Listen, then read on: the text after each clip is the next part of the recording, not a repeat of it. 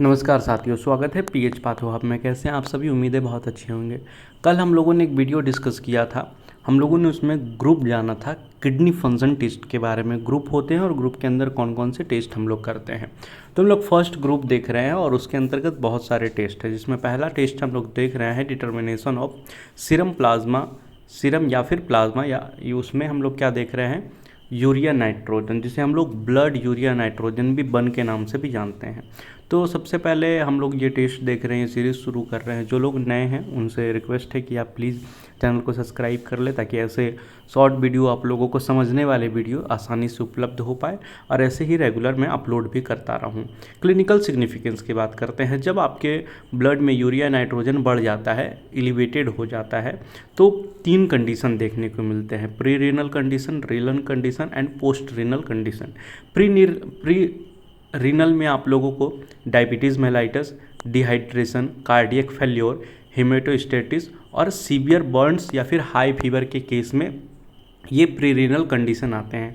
Renal condition kidney disease जब होते हैं तो ये रीनल कंडीशन में आते हैं। और पोस्ट रीनल में आप लोगों को इन्लार्जमेंट ऑफ द पोस्ट्रेट और stone in the urinary track etc, ये सारी चीज़ें इसकी क्लिनिकल सिग्निफिकेंस है। जब क्या होता है, आपके सीरम में या फिर आपके प्लाज्मा में यूरिया नाइट्रोजन बढ़ जाता है, बन की मात्रा बढ़ जाती है। अभी हम लोग इसमें नॉर्मल रेंज और आगे इससे कैसे कैलकुलेट करते हैं वो भी देखेंगे। जब बर्न की मात्रा आपके बॉडी में, आपके प्लाज्मा में, आपके सीरम में कम होती है तो क्या होगा, जब डिक्रीज़ होगा वॉल्यूम, तो इसमें आप लोगों को सीवियर लिवर डिजीज़ हो सकता है, या फिर आपको प्रेगनेंसी है तब भी इसकी मात्रा घटती है। और उसके बाद प्रोटीन माल न्यूट्रिशन में भी प्रोटीन की जब कमी हो जाती है शरीर में, तब भी यूरिया नाइट्रोजन आपके प्लाज्मा में या सीरम में बढ़ जाता है।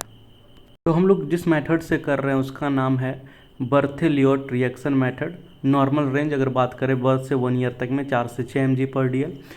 1 साल से अगर 40 ईयर अगर उसकी अवस्था है तो 7 से 21 mg/dl।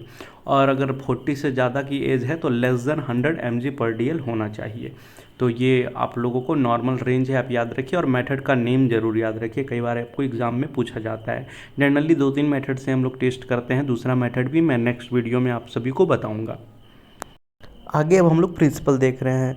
Urease splits urea into ammonia and the carbon dioxide. The ammonia reacts with the phenol in the presence of hydrochloride to form indophenol, और फिर which with alkaline gives as a blue colour compound can be measure. हम जैसे देखेंगे blue colour का compound हम लोगों को मिलेगा इसके रिएक्शन के बाद।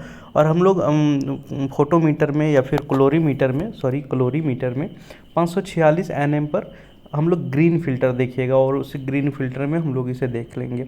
और जो इसका कलर कंपाउंड जो बन के आएगा वो स्टेबल रहता है 12 घंटों तक। हम लोग सैंपल में क्या क्या ले सकते हैं, सीरम ले सकते हैं या फिर हेपेटाइज्ड प्लाज्मा ले सकते हैं। हेपेटाइज्ड मतलब जो हेपरिन वाले ट्यूब में हो, वो वाला हेपेटाइज्ड प्लाज्मा। फिर उसके बाद रिक्वायरमेंट देखेंगे तो टेस्ट ट्यूब ले लीजिए, ग्रेजुएटेड पीपेट ले लीजिए। फिर उसके बाद पुश बटन पीपेट ले लीजिए, जिससे हम लोग एग्जैक्ट मात्रा में डालेंगे। स्टॉप वॉच ले लीजिए, वाटर बाथ ले लीजिए।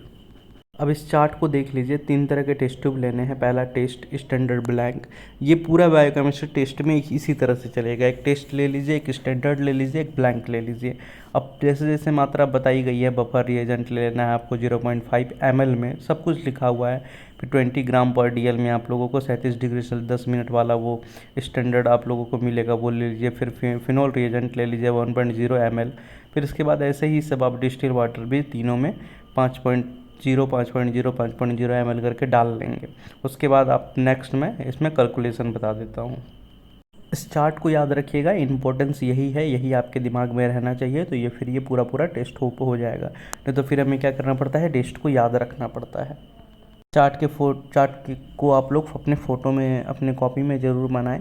और ये पूरा आप ऐसे नोट्स तैयार कर सकते हैं। आप लोग बार बार नीचे कमेंट्स करते हैं, सर नोट्स दीजिए, नोट्स दीजिए। मैं नोट्स दे सकता हूँ, लेकिन आप खुद से बनाएंगे और भी जानकारी प्राप्त करके, अलग अलग किताबों से, अलग अलग वीडियोज़ को देख के, तो आपके नोट्स बहुत अच्छे बन सकते हैं। इसलिए मैं नोट्स ज़्यादा प्रोवाइड नहीं कराता हूँ, आप ऐसे ही इसे ही नोट्स मान लें। तो फिर आप देखिए मिक्स हम लोग को थ्रोली कर लेना है, मिक्स कर लीजिए पूरे रिएजेंट को। उसके बाद ऑप्टिकल डेंसिटी हम लोगों को टेस्ट करनी है तीनों की, ब्लैंक लगाइए, स्टैंडर्ड लगाइए, टेस्ट लगाइए। अब जो कैलकुलेशन है वो कैलकुलेशन होगा कैसे, 546 एनएम पे आप ग्रीन फिल्टर पे आप इसे देख रहे हैं। कैलकुलेशन में optical density of test by यानी बटा optical density of standard into आपको 20 करना है।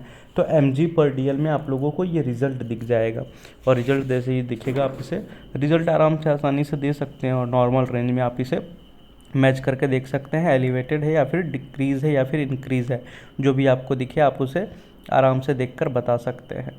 तो ये था दोस्तों पूरा का पूरा टेस्ट प्रोसीजर बायोकेमिस्ट्री का। पहला मैंने बता दिया, ब्लड यूरिया नाइट्रोजन, या फिर आप कह सकते हैं प्लाज्मा यूरिया नाइट्रोजन, जिसमें हम लोग किडनी फंक्शन टेस्ट देख रहे थे। ये तो ये किडनी फंक्शन टेस्ट की सीरीज चल रही है, जिसमें सारे वीडियोस आप लोगों को अवेलेबल मिलेंगे, तो आप ज़रूर देखिए सारे वीडियोस को।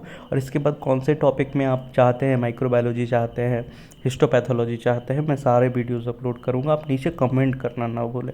Thank you everyone. ज़्यादा प्रॉब्लम हो तो आप डिस्क्रिप्शन में नंबर देख सकते हैं, आप मुझे व्हाट्सअप कर सकते हैं।